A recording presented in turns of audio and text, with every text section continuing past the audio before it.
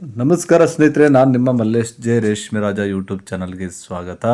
ಇವತ್ತು 5ನೇ ದಿವಸ.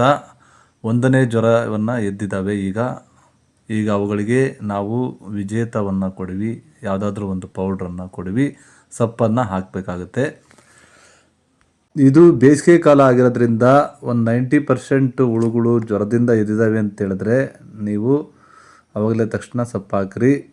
ರೇಷ್ಮೆ ತೋಟದಿಂದ ಸೊಪ್ಪನ್ನು ತೆಗೆದುಕೊಂಡು ಬಂದು ಇಟ್ಕೊಂಡು ಮನೆಯಲ್ಲಿ ಆಮೇಲೆ ನಾವು ಯಾವುದಾದ್ರೂ ಪೌಡ್ರನ್ನು ಕೊಡಬೇಕಾಗುತ್ತೆ. ಫಸ್ಟು ಸೊಪ್ಪನ್ನು ತಂದು ಇಟ್ಕೊಳ್ಬೇಕಾಗುತ್ತೆ.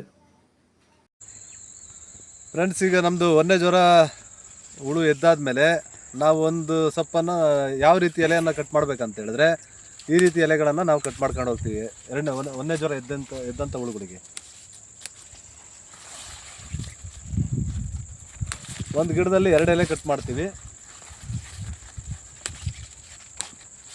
ಈ ರೀತಿ ಎಲೆ. ಈಗ ನಾವೇನು ಮಾಡ್ತೀವಿ ಅಂತ ಹೇಳಿದ್ರೆ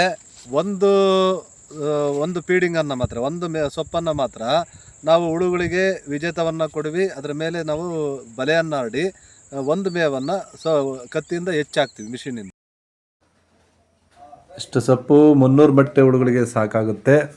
ನಾವು ಇದನ್ನು ಹೆಚ್ಚಿ ಹುಳುಗಳಿಗೆ ಹಾಕಬೇಕಾಗುತ್ತೆ. ಪೌಡ್ರನ್ನು ಕೊಡುವಿ, ಅದರ ಮೇಲೆ ನಟ್ಟನ್ನು ಹಾಕಿ ಅದರ ಮೇಲೆ ಸೊಪ್ಪನ್ನು ಹೆಚ್ಚಿ ಹಾಕಬೇಕು. ಆಮೇಲೆ ಆ ನಟ್ಟನ್ನು ಎತ್ತಿಕೊಂಡು ಬೇರೆ ತಟ್ಟುಗಳಿಗೆ, ಈ ಕೆಳಗಡೆ ವೇಸ್ಟ್ ಬೆಡ್ಡನ್ನು ತೆಗೆದುಹಾಕಿ ಬೇರೆ ತಟ್ಟುಗಳಿಗೆ ನಾವು ಹುಳುಗಳನ್ನು ಹರಡಬೇಕಾಗುತ್ತೆ. 1 ಮತ್ತು 2ನೇ ಜ್ವರದ ಹಂತವನ್ನು ಚಾಕಿ ಹುಳುಗಳ ಹಂತ ಅಂತೇಳಿ ಕರಿತೀವಿ. ಈ ಸಮಯದಲ್ಲಿ ಉಷ್ಣಾಂಶ ಬಂದು 27 ಡಿಗ್ರಿ ಅಥವಾ 28 ಡಿಗ್ರಿ ಸೆಲ್ಸಿಯಸ್ ಬೇಕಾಗುತ್ತೆ. 80ರಿಂದ 85 ಶೈತ್ಯಾಂಶ ಬೇಕಾಗುತ್ತೆ.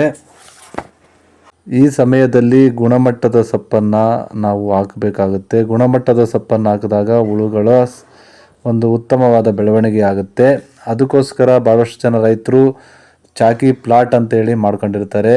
ಒಂದು 10 ಗುಂಟೆಯಲ್ಲಿ ಚಾಕಿ ಪ್ಲಾಟ್ ಅಂತ ಮಾಡ್ಕೊಂಡು ಆ ಸೊಪ್ಪಿಗೆ ಯಥೇಚ್ಛವಾದ ಒಂದು ಗೊಬ್ಬರವನ್ನು ಹಾಕಿ ಯಾವುದೇ ರಾಸಾಯನಿಕವನ್ನು ಬಳಸದೆ ಆ ಪ್ಲಾಟ್ನಿಂದ ತಂದು ಸೊಪ್ಪನ್ನು ಹಾಕುವಂಥ ಕೆಲಸವನ್ನು ಮಾಡ್ತಾರೆ. ಈ ರೀತಿ ಎಲ್ಲ ಮಾಡಿದಾಗ ತುಂಬ ಬೆಳೆ ಚೆನ್ನಾಗಿ ಬರುತ್ತೆ. ನಾವು 1 ಮತ್ತು 2 ಹಂತಗಳಲ್ಲಿ ಹುಳುಗಳನ್ನು ಚೆನ್ನಾಗಿ ನಿರ್ವಹಣೆ ಮಾಡಿದ್ದಾದರೆ ಮುಂದಿನ ದಿನಗಳಲ್ಲಿ ಯಾವುದೇ ರೋಗಗಳು ಬರುವ ಸಾಧ್ಯತೆಗಳಿರೋದಿಲ್ಲ. ಈ ಹಂತದಲ್ಲಿ ಹುಳುಗಳ ಬೆಳವಣಿಗೆ ತುಂಬಾ ಮುಖ್ಯ. ಈ ಹಂತದಲ್ಲಿ ಹುಳುಗಳು ಬೆಳವಣಿಗೆ ಆದರೆ ಮುಂದಿನ ಹಂತದಲ್ಲಿ ಹುಳುಗಳು ಬೆಳವಣಿಗೆ ಆಗ್ತಾ ಹೋಗ್ತವೆ. ಜೊತೆಗೆ ಹುಳುಗಳಿಗೆ ಸಾಕಷ್ಟು ಸ್ಥಳಾವಕಾಶ ಕೊಡ್ತಕ್ಕಂಥದ್ದು, ಇದೆಲ್ಲದೂ ಸಹ ತುಂಬಾ ಮುಖ್ಯ. ಹುಳುಗಳಿಗೆ ಅಂಕುಶ್ ಅಥವಾ ವಿಜೇತ ಗ್ರೀನ್ ಅಥವಾ ಯಾವುದೇ ಒಂದು ಪೌಡ್ರನ್ನು ನಾವು ಜ್ವರದಿಂದ ಎದ್ದ ತಕ್ಷಣ ಹುಳುಗಳಿಗೆ ಸೊಪ್ಪು ಕೊಡೋದಕ್ಕಿಂತ ಒಂದು ಅರ್ಧ ತಾಸು ಮುಂಚೆ ಅಥವಾ 1/4 ಗಂಟೆ ಮುಂಚೆ ಪೌಡ್ರನ್ನು ಕೊಟ್ಟು ಆಮೇಲೆ ನಾವು ಸೊಪ್ಪನ್ನು ಹಾಕಬೇಕಾಗುತ್ತೆ. ಅಥವಾ ಒಂದು ಸೊಪ್ಪನ್ನು ಕೊಟ್ಟು ಆಮೇಲೆ ಬೇಕಾದರೆ ಪೌಡ್ರನ್ನು ಕೊಡವಿ ಸಹ ನಾವು ಹುಳುಗಳಿಗೆ ಸೊಪ್ಪನ್ನು ಹಾಕ್ಬೋದು.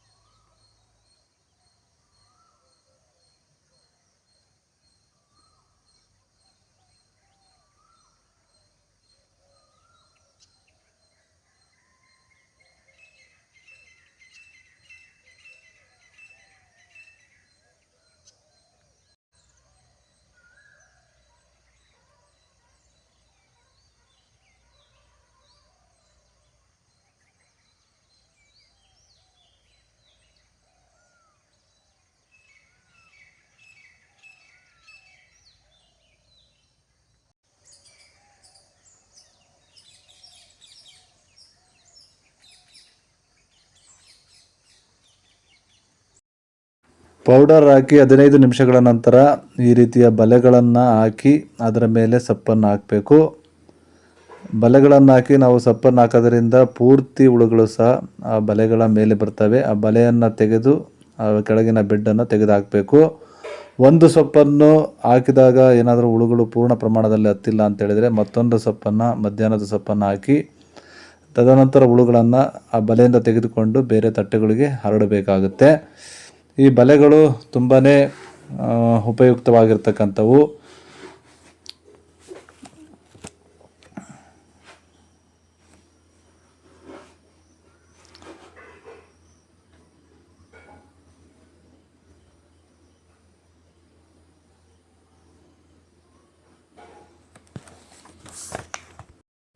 ಬಲೆಯನ್ನು ಹಾಕಿ ಅದರ ಮೇಲೆ ಸೊಪ್ಪನ್ನು ಹಾಕಿದ ನಂತರ ಅದರ ಮೇಲೆ ಪಾಲಿಥೀನ್ ಪೇಪರನ್ನು ಮುಚ್ಚಿ ಇಡಬೇಕು.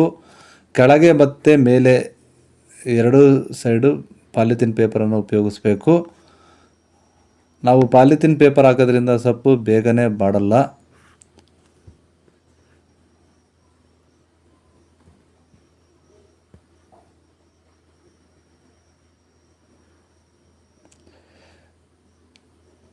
ಸುಮಾರು 12 ಟ್ರೇಸ್ಗಳಲ್ಲಿ ನಾವು ತಟ್ಟೆಗಳಲ್ಲಿ ಹುಳುಗಳನ್ನು ಹಾಕಿಟ್ಟಿದ್ದೇವೆ. 12 ತಟ್ಟೆಗಳಿಗೂ ಸಹ ಇದೇ ರೀತಿ ಪೌಡ್ರನ್ನು ಕೊಡ್ತಕ್ಕಂಥದ್ದು, ಬಲೆಗಳನ್ನು ಹಾಕಿ ಸೊಪ್ಪನ್ನು ಹಾಕ್ತಕ್ಕಂಥ ಕೆಲಸವನ್ನು ಮಾಡಬೇಕಾಗುತ್ತೆ. ಸೊಪ್ಪನ್ನು ಹಾಕಿ ಎಲ್ಲವೂ ಸಹ ಪಾಲಿಥೀನ್ ಪೇಪರನ್ನು ಮುಚ್ಚಿಡಬೇಕು. ಇದೆಲ್ಲವೂ ಸಹ 1ನೇ ಜ್ವರದಿಂದ ಎದ್ದ ಮೊದಲನೇ ದಿನ ಮಾಡಬೇಕಾದ ಕಾರ್ಯಗಳನ್ನು ನಿಮಗೆ ಸಂಪೂರ್ಣವಾಗಿ ತಿಳಿಸಿಕೊಟ್ಟಿದ್ದೇನೆ. ನಿಮ್ಮೆಲ್ಲರಿಗೂ ಸಹ ಇದು ಚೆನ್ನಾಗಿ ಅರ್ಥ ಆಗಿದೆ ಅಂತೇಳಿ ಭಾವಿಸ್ತೇನೆ. ನಿಮಗೆ ಯಾವುದೇ ಒಂದು ಸಮಸ್ಯೆಗಳಿದ್ದರೂ ಸಹ ಕಮೆಂಟ್ ಮಾಡಿ ನೀವೆಲ್ಲರೂ ಸಹ ತಿಳ್ಕೊಳ್ಬೋದು. ಮತ್ತು ನಾಳೆ ನಿಮಗೆ ಮತ್ತೊಂದು ವಿಡಿಯೋದಲ್ಲಿ ಭೇಟಿ ಮಾಡ್ತೀನಿ. ಅಲ್ಲಿವರೆಗೂ ಸಹ ನಿಮ್ಮೆಲ್ಲರಿಗೂ ಸಹ ಧನ್ಯವಾದಗಳು.